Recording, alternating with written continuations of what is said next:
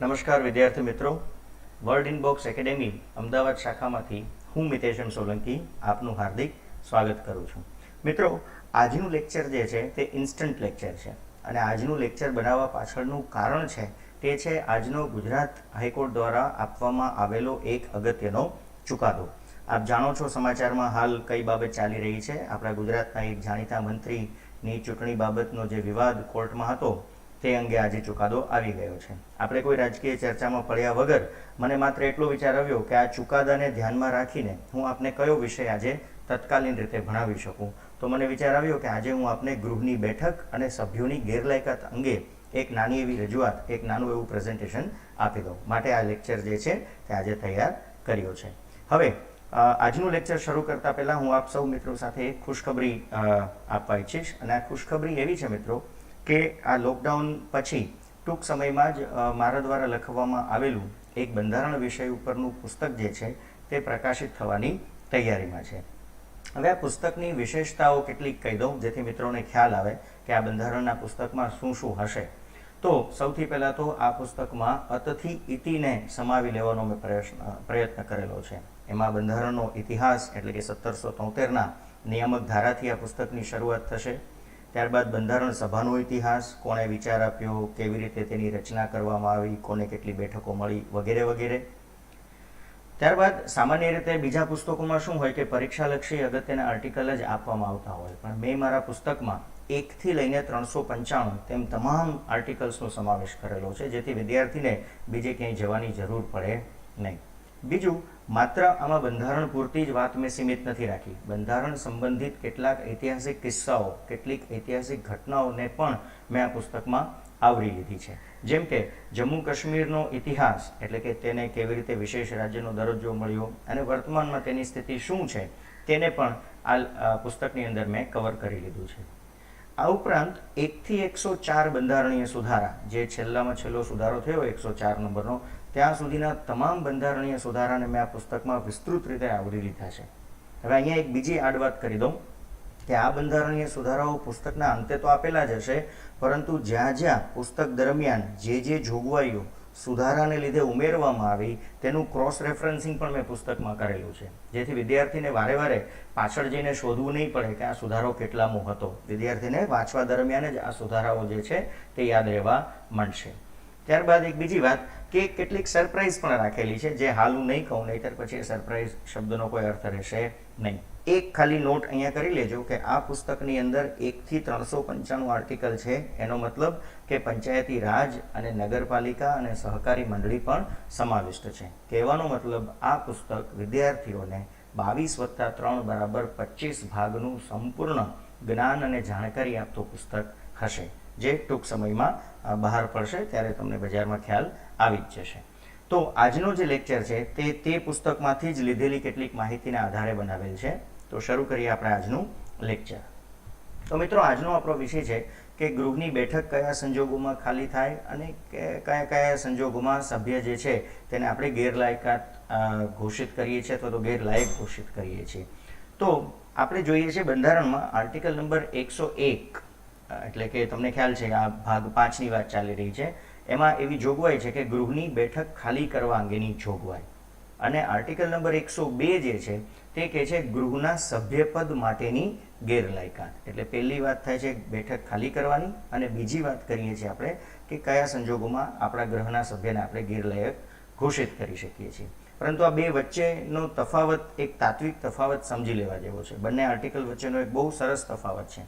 101 નંબરનો આર્ટિકલ જે છે એ ક્યારે લાગુ પડે?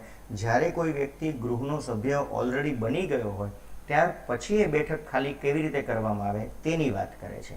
જ્યારે 102 નંબરનો આર્ટિકલ જે છે તે વ્યક્તિ ગૃહનો સભ્ય બને તે પહેલાં જ તેને ગેરલાયક ઘોષિત કરી દે છે. તો આ એક અગત્યની જાણકારી કદાચ આપના માટે થઈ હશે. આ વાત થઈ કેન્દ્રીય સ્તરે. રાજ્ય સ્તરે આવી જ જોગવાઈ તમને આર્ટિકલ નંબર 190માં જોવા મળશે, ગૃહની બેઠક ખાલી કરવા અંગેની જોગવાઈ. અને આર્ટિકલ નંબર 191 જે છે તે ગૃહના સભ્યપદ માટેની ગેરલાયકાત. અહીંયા પણ એ જ નિયમ છે મિત્રો. 190 નંબરનો આર્ટિકલ કોને લાગુ પડે છે? તો કે જે વ્યક્તિ વિધાનસભા અથવા વિધાન પરિષદનો સભ્ય બની ગયો હોય ત્યાર પછી લાગુ પડે છે. જ્યારે 191 નંબરનો આર્ટિકલ વ્યક્તિ કોઈ પણ ગૃહનો સભ્ય બને તે પહેલાં જ તેને ગેરલાયક ઘોષિત કરવાની વાત કરે છે. આજે હું આ ચારે ચાર આર્ટિકલને સમજાવવામાં આપનો સમય નહીં લઉં. આજે હું માત્ર વાત કરીશ તમને આર્ટિકલ નંબર 190ની. મતલબ કે કોઈ વ્યક્તિ જ્યારે ગૃહનો સભ્ય બની ગયો હોય, મંત્રીપદ મેળવી લીધું હોય, તો તેને કયા સંજોગોમાં આપણે ગેરલાયક ઘોષિત કરી શકીએ છીએ અથવા તો તેની બેઠક આપણે ખાલી કરાવી શકીએ છીએ. તો આપણે આ વાત હવે શરૂ કરીએ, એટલે કે સભ્ય બની ગયા પછી બેઠક ખાલી કરવાની વાત.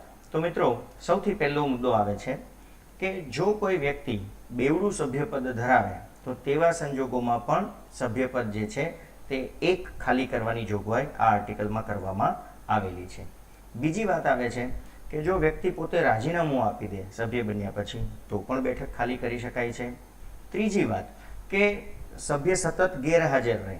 આ બધાની વાત આપણે હમણાં વિસ્તૃત રીતે કરી, અત્યારે આપણે માત્ર એને સમજી લઈએ કે કોઈ સભ્ય સતત ગેરહાજર રહે તો પણ તે પોતાનું સભ્યપદ અથવા તો બેઠક ગુમાવે છે. અને ચોથું છે અન્ય કારણો. તો આ ચાર બાબતોના આધારે આર્ટિકલ 190 અંતર્ગત ગૃહનું સભ્યપદ છે તે ગેરલાયક ઘોષિત કરી શકાય છે અને વ્યક્તિને આપણે ગૃહની બહાર મૂકી શકીએ છીએ. તો શરૂ કરીએ આપણે આપણો પહેલો મુદ્દો. પહેલો મુદ્દો છે બેવડું સભ્યપદ. અહીંયા બેવડા શબ્દનો અર્થ બીજા કોઈ સેન્સમાં ન લેવો, કેમ કે ગુજરાતીમાં બેવડાના ઘણા અર્થ છે. અહીંયા બેવડું એટલે ડબલ અથવા તો ડ્યુઅલ.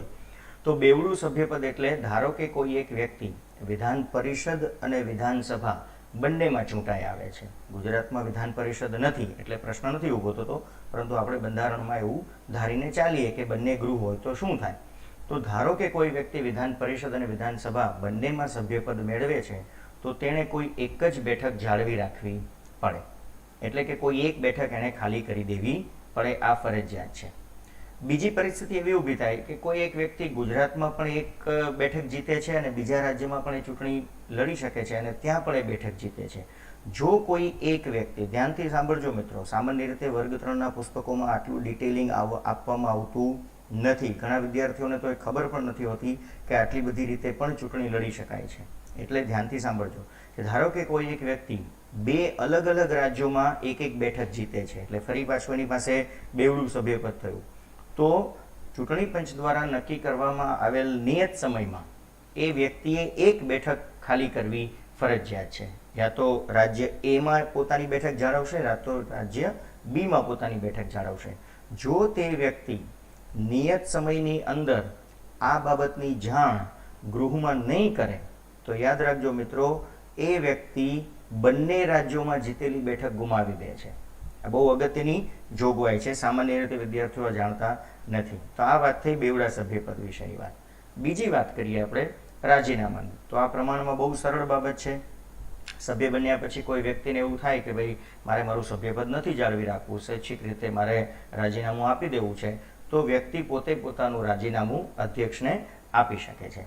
હવે રાજીનામાનો જો સ્વીકાર થઈ જાય, એટલે કે અધ્યક્ષ એનું રાજીનામું સ્વીકારી લે, તો પછી તે સભ્યની જે બેઠક છે તે ખાલી કરવી ફરજિયાત છે. તો આ તો બહુ સરળ વાત છે. ત્રીજો મુદ્દો આવે છે ગેરહાજરીના કારણે. તો બંધારણમાં એવું જોગવાઈ કરવામાં આવી છે કે કોઈ એક સભ્ય ગૃહની મંજૂરી લીધા વગર, મંજૂરી લીધી હોય તો આ પ્રશ્ન નથી આવતો, ગૃહની મંજૂરી લીધા વગર સળંગ 60 દિવસ, સતત 60 દિવસ જો ગેરહાજર રહે છે તો એવા સંજોગોમાં તે સભ્ય પોતાની બેઠક ગુમાવે છે. આ સ્પષ્ટ જોગવાઈ છે. પરંતુ અહીંયા એક બીજી આડવાત જે આપણા વર્ગ 3ના પુસ્તકો નથી આપતા, આ મારા પુસ્તકોની વિશેષતા હું તમને દર્શાવી રહ્યો છું કે ધારો કે આ 60 દિવસ દરમિયાન ગૃહ પોતે 4 દિવસ સળંગ સ્થગિત રાખવામાં આવ્યું હોય. જો અગત્યની જોગવાઈ છે, આ 60 દિવસ દરમિયાન જ્યારે કોઈ સભ્ય ગેરહાજર રહે છે તે દરમિયાન જો ગૃહ પોતે કોઈ કારણસર સળંગ 4 દિવસ માટે અધ્યક્ષે સ્થગિત રાખેલું હોય તો એવા સંજોગોમાં આ 60 દિવસની શરત લાગુ પડતી નથી અને સભ્ય પોતાની બેઠક ગુમાવતો નથી. જો મિત્રો, પ્રશ્નો આ પ્રકારના પૂછાય છે. સામાન્ય રીતે બધા એક જ વાત બોલે છે કે 60 દિવસ ગેરહાજર રહેશો તો બેઠક ગુમાવશો, પણ એમાં એક કન્ડિશન છે જે મેં તમને હમણાં જણાવી.